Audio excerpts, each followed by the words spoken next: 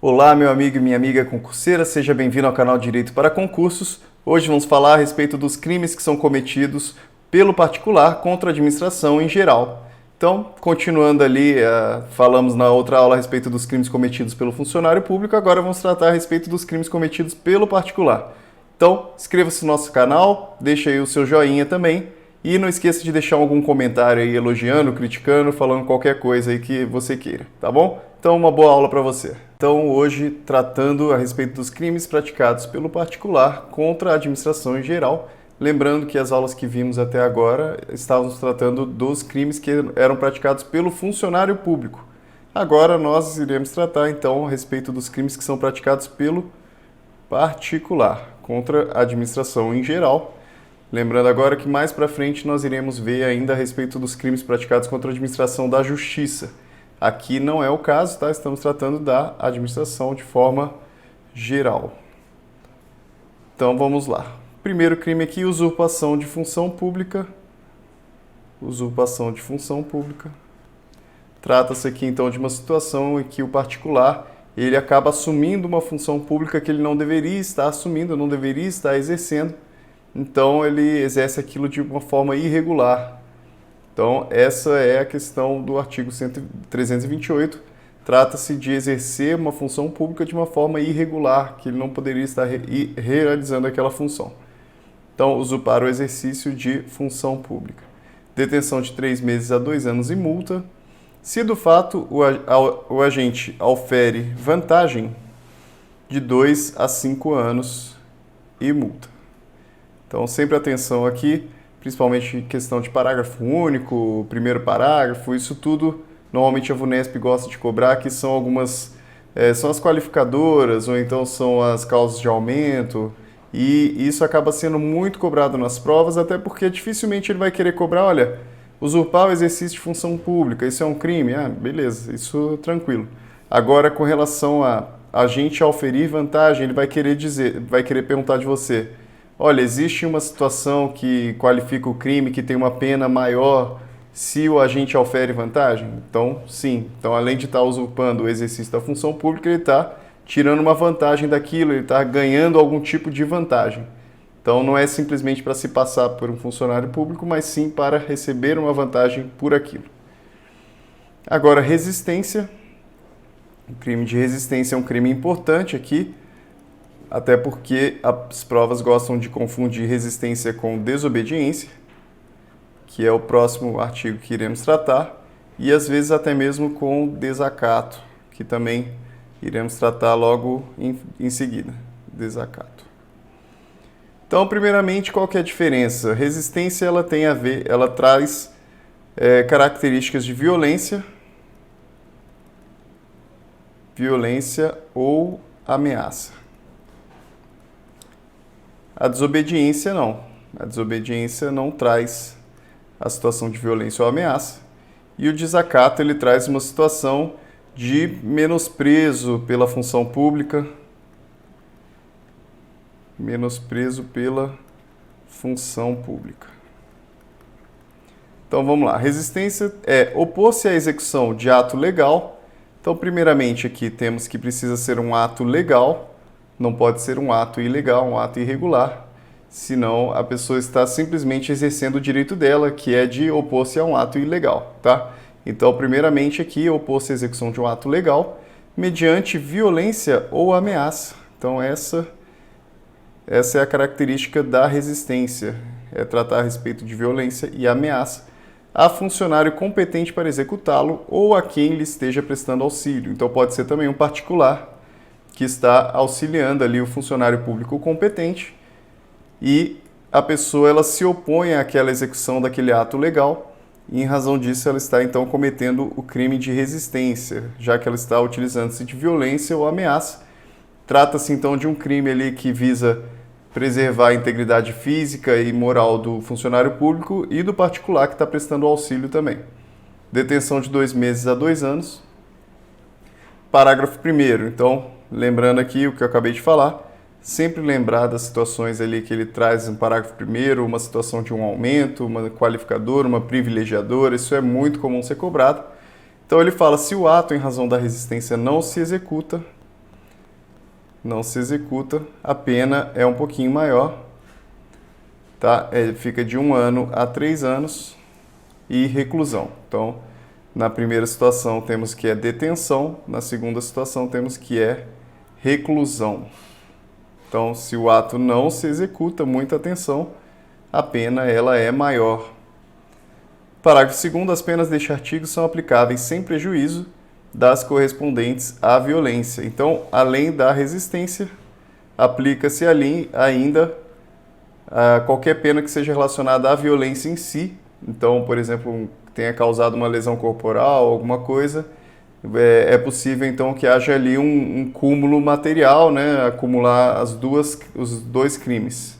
Então é possível sim. Desobediência, então o que eu estava falando até agora aqui era da resistência, que traz um caráter ali de violência e ameaça. A desobediência ele não traz essa situação de violência, ele somente diz desobedecer a ordem legal de funcionário público. Digamos ali então uma situação em que o policial determina que a pessoa pare, que ela pare o carro ou faça alguma coisa nesse sentido, e ela vai lá, acelera o carro e sai dali da presença do policial. Trata-se então de uma ordem legal do policial determinar que a pessoa pare, e a pessoa acaba desobedecendo aquela ordem legal sem que haja uma violência ou grave ameaça ou ameaça de qualquer tipo. Então, 330, detenção de 15 dias a 6 meses. Vemos aqui que, como ele não tem a situação da violência e ameaça, a pena ela é bem menor, e multa. Desacato, que tem a ver, então, com a questão do menosprezo à função pública, tá? Então, a pessoa ela diminui o funcionário público em razão da função ali que ele está exercendo. Então, desacatar funcionário público no exercício da função, e isso aqui é muito importante, temos aqui que ele precisa estar no exercício da função ou em razão dela.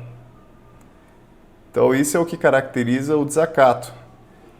Não basta dizermos assim, olha, está tendo uma briga de vizinho e um vizinho xinga o outro, né? E o vizinho ele é funcionário público. Não é essa a situação do desacato. A situação do desacato é estar menosprezando ali o funcionário público que está ali exercendo a função, que ele está em razão da função, tá? Então essa é a situação do desacato. Vamos tomar muito cuidado ali que ele pode trazer uma situação em que na verdade não está ocorrendo um desacato, já que a pessoa não está ali exercendo a função.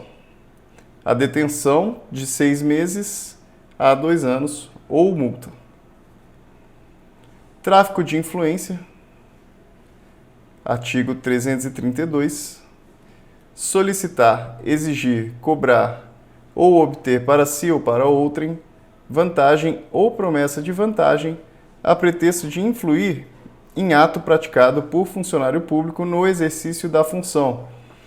Temos agora aqui, nós não vamos confundir esse daqui, por exemplo, com um crime de advocacia administrativa, porque esse crime aqui ele é cometido por particular.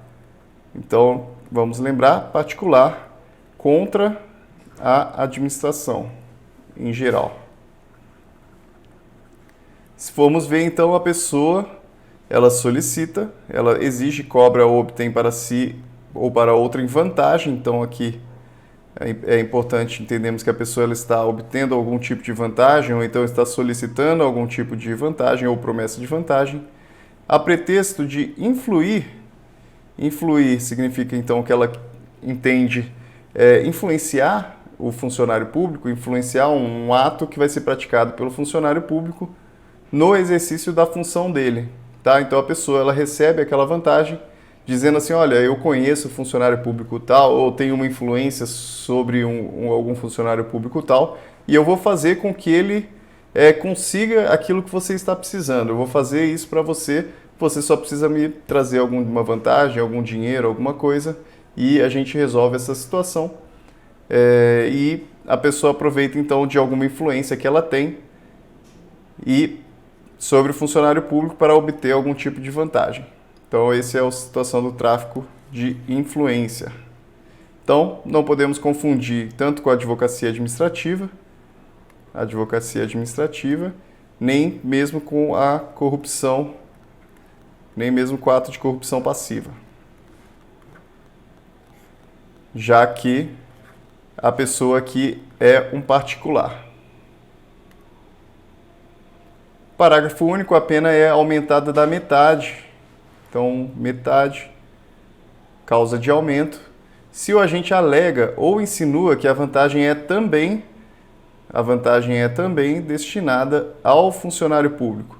Então, essa situação de causa de aumento é porque ele diz assim, olha, me dê um valor, me dê algum tipo de vantagem, né, que você vai me proporcionar algum tipo de vantagem, e essa vantagem, ela, na verdade, ela não vai ser para mim, ela vai ser destinada também para o funcionário público. Então, além de eu estar recebendo aquilo, eu vou dar um valor para o funcionário público para que ele faça aquele ato que eu estou te dizendo para ele fazer.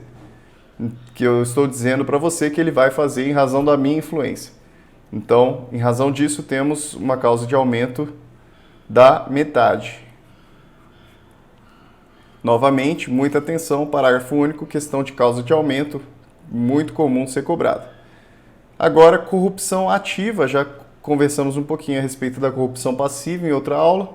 Agora tratamos da corrupção ativa, que pode ser, então, praticada pelo particular, né? A corrupção passiva, como vimos, é uma situação de um crime praticado pelo funcionário público. Agora temos a corrupção ativa no 333, que é oferecer ou prometer vantagem indevida a funcionário público para determiná-lo a praticar, omitir ou retardar ato de ofício.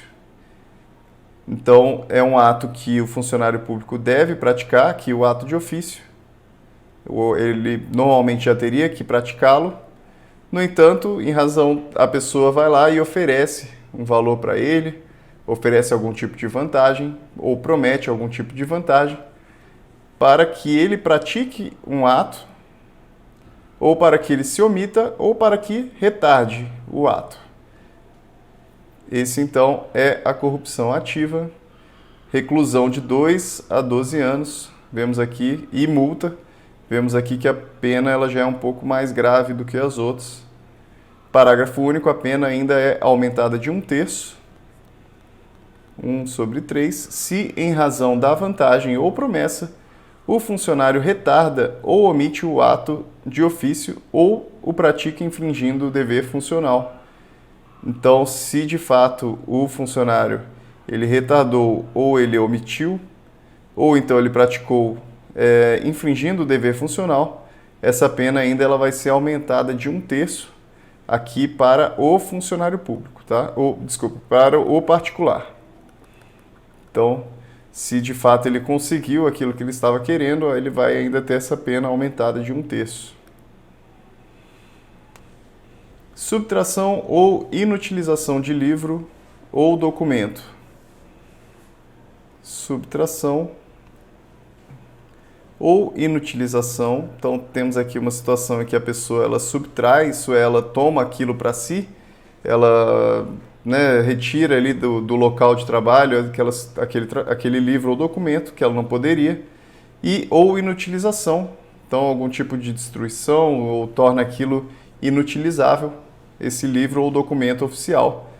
Então, subtrair ou inutilizar, total ou parcialmente, livro oficial, processo ou documento confiado à custódia de funcionário. A custódia significa que está sob a responsabilidade do funcionário.